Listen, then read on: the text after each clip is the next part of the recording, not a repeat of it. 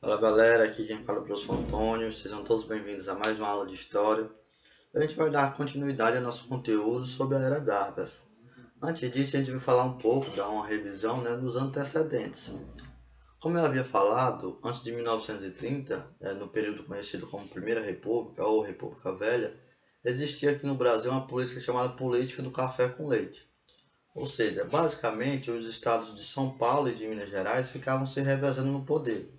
Em um ano, São Paulo apoiava um candidato de Minas e no outro ano, Minas Gerais apoiava, na outra eleição, aliás, Minas Gerais apoiava um candidato de São Paulo. Essa política de revezamento entre os dois estados já causava também uma série de revoltas, né? Ou seja, nem todo mundo aceitava essa política, esse revezamento. Um da oposição, no grupo que fazia oposição a esse tipo de eleição, eram os próprios militares. Então, os militares também, devido a algumas situações que atingiam, como a falta de armamento, a falta de medicamento e um salário que para eles não era aceitável. Então, além dessa revolta mais particular, eles também queriam, de certa forma, moralizar a política, né? Ou seja, diante de uma série de fraudes, eles queriam que os candidatos acabassem com essa fraude, né? E que o voto passasse a ser um voto secreto, não um voto aberto como até então tinha. Como eu falei, a eleição era em março, né? Então, geralmente no Brasil, naquele período, a eleição acontecia em março e o presidente que era eleito, ele tomava posse em novembro do ano, né? Então, naquela eleição, você tinha dois candidatos. O primeiro, que era Getúlio Vargas, e o segundo, que era Júlio Prestes. Então, Júlio Prestes, ele era paulista, ele era apoiado pelo então presidente do Brasil, o Washington Luiz. O outro candidato, que também foi fruto desse rompimento, ou seja, quando Minas Gerais rompeu com São Paulo, ela se juntou ao Rio Grande do Sul, que era um estado que então havia emergido, né, diante da criação de gado e da carne seca, ele começou a ganhar influência.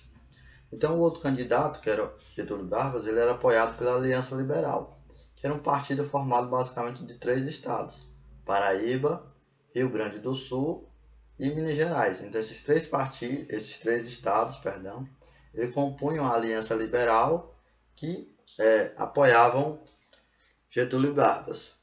No entanto, é bom a gente também entender também um pouco do contexto, né? São Paulo ela perdeu um pouco da influência, porque devido à crise de 1929, boa parte dos países e das economias mundiais entraram em colapso. Então, boa parte dos produtores ou dos consumidores, perdão, que consumiam o café brasileiro pararam de comprar esse produto. Ou seja, a economia de São Paulo, que basicamente era baseada no café, perdeu um pouco de força e também de influência política. Então esse foi o contexto. Então, diante desse contexto, São Paulo acabou perdendo um pouco de influência. Nessa eleição de março de 1930, quem acabou ganhando foi então o candidato apoiado por Washington Luiz, Júlio Prestes, ou seja, o candidato paulista. No entanto, Júlio Prestes ele foi acusado de uma série de fraudes, então de fraudes eleitorais. Boa parte da oposição não aceitou a sua vitória. No entanto, o outro candidato, Getúlio Vargas, ele aceitou a derrota e continuou. No entanto, teve um processo, um acontecimento que, de certa forma, foi um estopim de uma revolta, né? Com a morte de João Pessoa. João Pessoa era quem? João Pessoa era o vice-candidato da chapa de Getúlio Vargas. Então, quando João Pessoa foi morto, o principal acusado foi o então presidente do Brasil, Washington Luiz. E esse, de certa forma, foi o estupim que gerou, de certa forma, uma revolta armada. Então, os grupos militares que até então já faziam oposição ao governo de Washington Luiz e essa política do café com leite, decidiram pegar nas armas e tentar derrubar o Washington Luiz antes que o Júlio Prestes tomasse posse em 15 de novembro. Então, basicamente, esse é o contexto. Então, como eles derrotam o Washington Luiz antes da tomada de Júlio Prestes e dão poder ao então Getúlio Vargas. Então, com a posse de Getúlio Vargas em 3, em 3 de novembro, então você começa o período da Era Vargas, que vai de 1930 até 1945. Então, são 15 anos.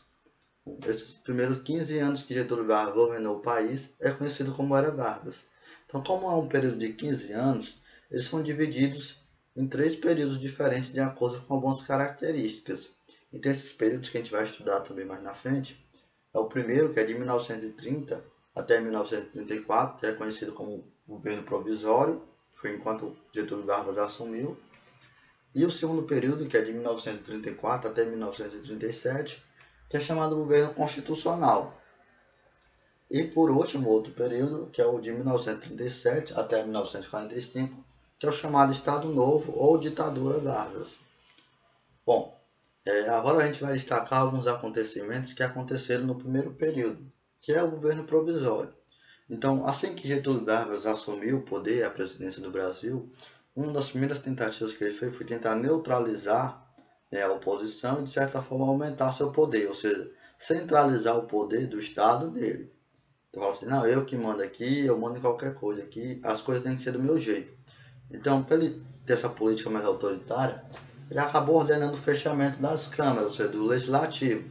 Então, ele fechou a Câmara Municipal, a Câmara Estadual e o próprio Congresso Nacional. Então, ele mandou fechar tudo. Fecha tudo, que aqui quem manda é eu. Então, basicamente foi isso. Foi uma política autoritária. Outra política adotada por ele também foi que ele suspendeu a Constituição de 1891. Então, até então, você tinha uma Constituição de 1891 e uma das primeiras coisas que ele fez também foi suspender essa Constituição. Ele falou, não, a partir de agora, essa Constituição também não vale. Quem manda aqui também é eu. Ou seja, vocês podem ver que isso você vai tendo algumas características que buscam centralizar todo o poder, todo o controle do Estado na mão de Getúlio Vargas.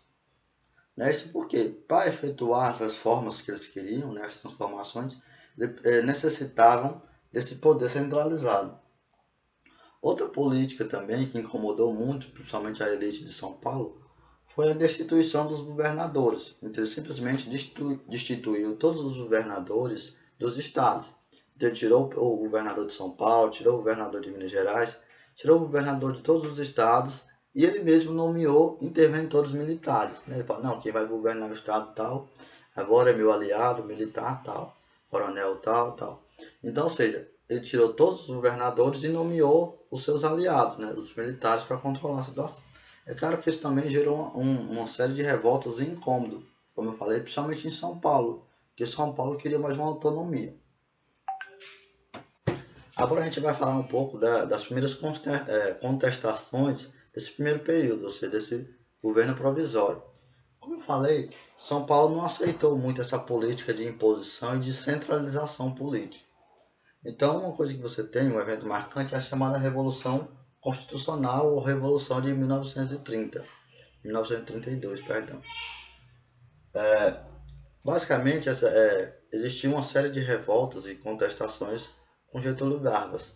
E se formou um partido de oposição em São Paulo, que era a Frente Única Paulista. Esse partido buscava fazer oposição a Getúlio Vargas. E eles também organizavam uma série de manifestações, então passeatas públicas e discursos que buscavam uma certa autonomia. Esse movimento ele teve estopim, um movimento marcante, foi em dia 9 de junho de 1932. Então, nesse dia, 4 estudantes foram mortos, né? 4 estudantes foram mortos e a primeiro nome, a primeira letra de cada nome, começou a formar uma sigla, que foi MDC. Então, esse MDC era a letra de 4 estudantes que foram mortos, durante o processo, a passeatas, contestações ao governo de Getúlio Vargas. No entanto, essa revolução constitucional, ela durou somente 3 meses, ou seja, foram 3 meses de revolta e de combate às forças armadas do governo. É claro que eles não conseguiram obter uma vitória, um sucesso maior. Então, durante esses 3 meses, depois de findados esses 3 meses dessa resistência, eles acabaram sendo derrotados. No entanto, apesar de São Paulo, teoricamente, ser derrotada, eles conseguiram algumas conquistas. Algumas conquistas por quê? Porque as reivindicações deles, de certa forma, algumas foram assumidas. Por exemplo, em 1932, o governo aprovou o Código Eleitoral. Então, nesse Código Eleitoral, ele criava a justiça eleitoral e abria espaço para uma eleição, que de certa forma era o que os paulistas queriam, né? Eles queriam uma eleição, né? E queriam que fossem assumidas suas vontades também. Ou seja, de certa forma, eles conseguiram uma certa vitória, que foi a criação da justiça eleitoral e a promessa de uma possível eleição. No entanto, eles também convocaram uma assembleia Nacional Constituinte. O que é uma Assembleia Nacional Constituinte? Basicamente é um grupo de parlamentares que se reúnem e vão elaborar uma nova Constituição. Então ele formou esse grupo, essa Assembleia Constituinte, que aprovou a Constituição de 1934. Nesta Constituição existia uma série de garantias, ou seja, uma série de direitos que foram conquistados pelos trabalhadores, né? Ou seja, como férias remuneradas, teve uma série de conquistas brasileiras, trabalhistas que a gente vai trabalhar, a gente vai abordar mais na frente. Além disso, a primeira Constituição, apesar de ela ser uma vitória por certo lado, ela também foi uma derrota. Porque essa Constituição do Getúlio Vargas, ela definia que a eleição do presidente ia ser feita indireta, ou seja, não ia ter participação do povo. Ou seja, era uma eleição que basicamente quem ia votar eram os membros da Assembleia Constituinte. Então, basicamente, utilizando dessa manobra, o Getúlio Vargas foi eleito, como era o voto somente dos membros da Assembleia, ele foi eleito para governar por mais 4 anos. Então, esse é o período que a gente chama também de governo constitucional. Por quê? Porque ele foi eleito, de forma indireta, é claro, para governar durante 4 anos. Então, esse é um período que a gente vai abordar mais na frente. E é só, galera. Até o próximo vídeo.